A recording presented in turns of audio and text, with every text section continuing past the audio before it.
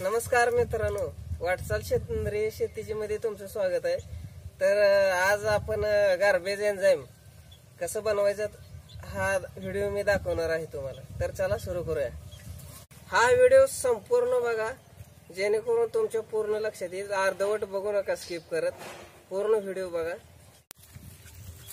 तर मित्रांनो, बनवायला आपल्याला गुळ लागणार आहे। ही लाल घेवडा घेतलेला आहे मी, ही हिरवा घेवडा आहे आणि हा भोपळा आहे फराळीचा।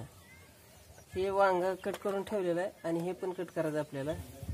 तर व्हिडिओ मोठा होणे म्हणून सोलून घेतलेला आहे, बारीक करून घेतलेलं आहे। तर हे डाळिंबाचं बी सोलून घेतलेलं आहे, केळं आहेत, चिक्कू आहेत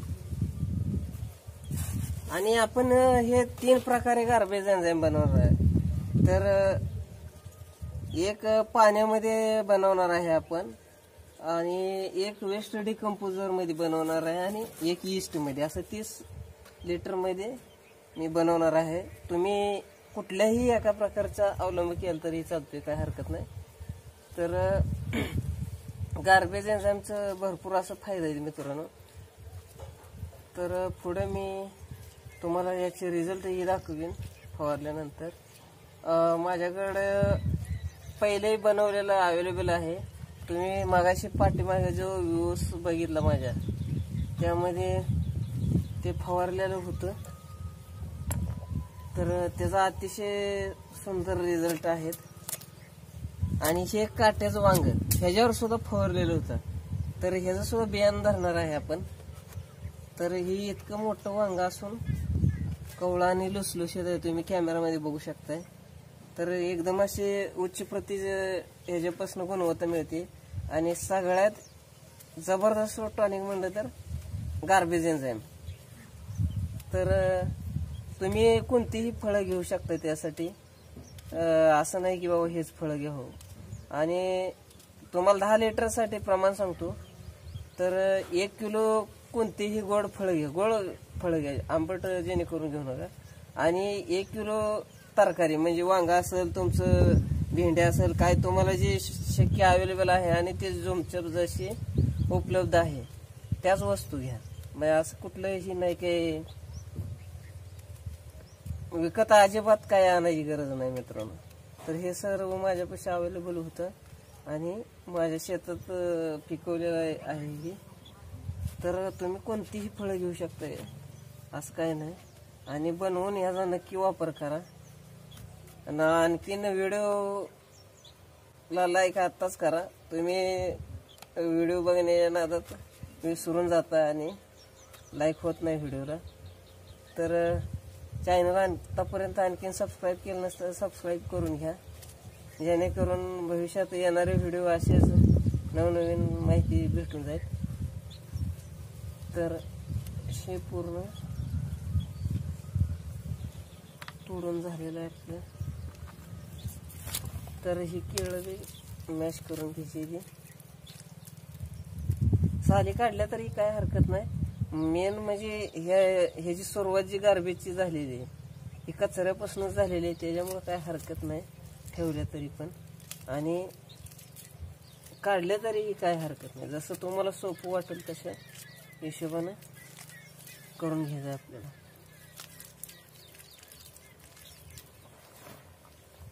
तर हे सर्व मिश्रण करून घ्यायचंय।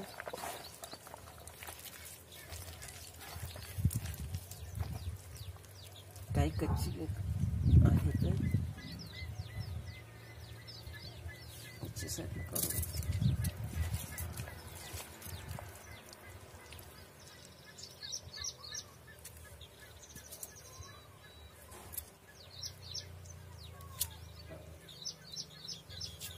कच्ची जेणेकरून घेऊच नका, जास्त पिकलेले घेऊन जर केलं तर एकदम चांगल्या पद्धतीने होणार आहे। टाकाऊ फळं जरी घेतली तरी काय हरकत नाही। तर हे असं मिश्रण करून घ्यायचं। मी घेवड्यावरती मारलेलं इतका असा जबरदस्त रिझल्ट आला होता मित्रांनो। तर तुम्हाला नंतर ही पिकावर मी मारून दाखवणारच आहे.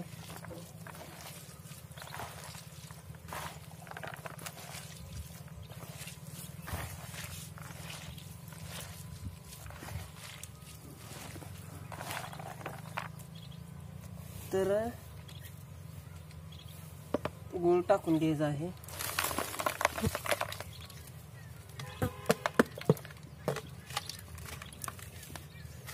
दहा लिटर साठी 1 किलो गूळ घ्यायचा मित्रांनो. तुम्हाला फिरून एकदा प्रमाण सांगतो. 1 किलो गोड फळ, 1 किलो तरकारी माळव घ्या आणि 1 किलो गूळ घ्या. तर हे मिश्रण करून 10 लिटर पाण्यामध्ये टाकायचं आहे. आणि ते तुम्ही नुसत्या पाण्यामध्ये जर केलं तर 2.5 ते 3 महिने लागतात सडायला. डिकम्पोजर मध्ये केलं तर 15 दिवसात होणार आहे. ईस्ट मध्ये केलं तर बी 10-15 दिवसात होणार आहे. तर मी तिन्ही पद्धतीने तुम्हाला करून दाखवणार आहे.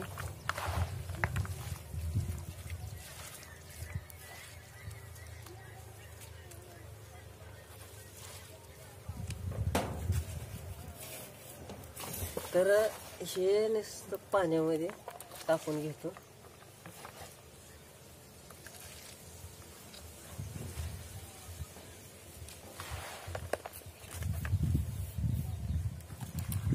यामध्ये आपण ईस्ट टाकणार आहे.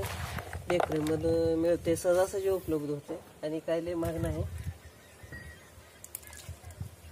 आणि हे वेस्ट डिकम्पोजर मध्ये टाकून घेणार. तर वेस्ट डिकम्पोजर मध्ये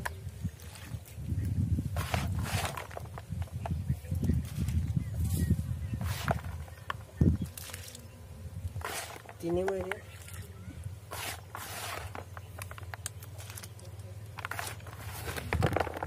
सम प्रमाणात मी टाकून घेतलेलं आहे. तुम्ही किती प्रमाणात करणार आहे ते तुमच्यावरती डिपेंड आहे.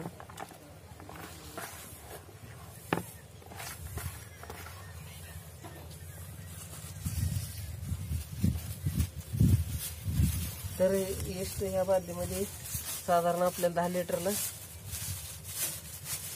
20 ते 25 ग्राम टाकायचं आहे. जास्त काही गरज नाही.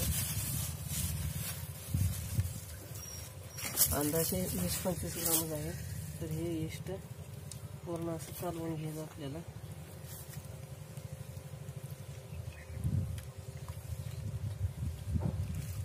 बेकरीवर ते सहज तुम्हाला उपलब्ध होईल ईस्ट.